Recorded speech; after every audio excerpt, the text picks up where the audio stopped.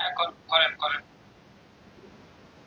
আমার প্রশ্নটা হচ্ছে যে মানে আমাদের চট্টগ্রামে অনেক সময় অনেক জায়গায় দেখা যায়, আমি নিজেও চট্টগ্রামের ছেলে, যে মানে বাবা পীর ওর ছেলে পুলারা যেখানে মানে ছিল একই, মানে একটা না সবাই একসাথে।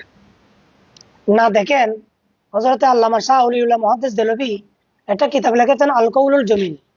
ওখানে পীরের শর্ত দিয়েছেন। আলা হযরত ফতোয়া রজবিয়া শরীফের মধ্যে পীরের শর্ত দিয়েছেন। পীরের জন্য শরীয়তের জ্ঞান ওনার কাছে থাকতেই হবে, অথবা উনি যদি শরীয়তের জ্ঞান যদি হাসিল করতে না পারে, অথবা আল্লাহ প্রদত্ত যেটাকে বলা হয় আতাই, আতাই শরীয়তের জ্ঞান ওনার উপর থাকতে হবে।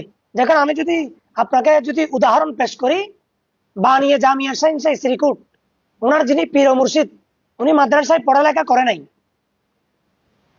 তো আপনি যদি বলেন না উনি পীর ও মুর্শিদ না, কারণ পীর ও মুর্শিদের জন্য মাদ্রাসায় যেতে হয়, পড়ালেখা করতে হয়, তা আমি আপনাকে মনে করেন আমি আপনাকে বলতেছি, উনি যে কিতাব লিখেছেন মজমুয়ে সালাওয়াতে রসুল, বড় বড় মুহাদ্দিস, বড় বড় মুফাসসির পর্যন্ত সেখানে এমন এমন শব্দ ব্যবহার করেছেন, ওই শব্দ ডিকশনারিতে পর্যন্ত পাচ্ছে না।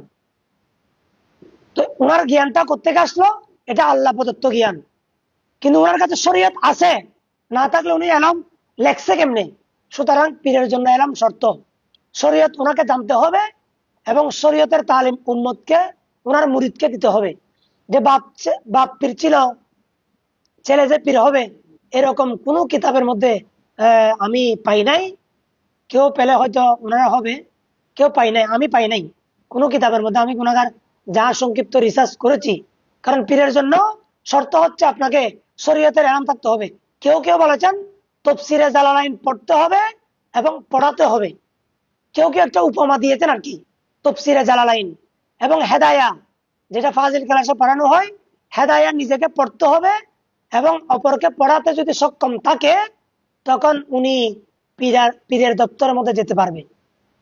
সুতরাং আমাদের দেশে যেগুলো হচ্ছে, কিছু কিছু বন্ডামি হচ্ছে, আমি এগুলো সরাসরি বলছি না, যেগুলো আপনারা দেখতে পাচ্ছেন।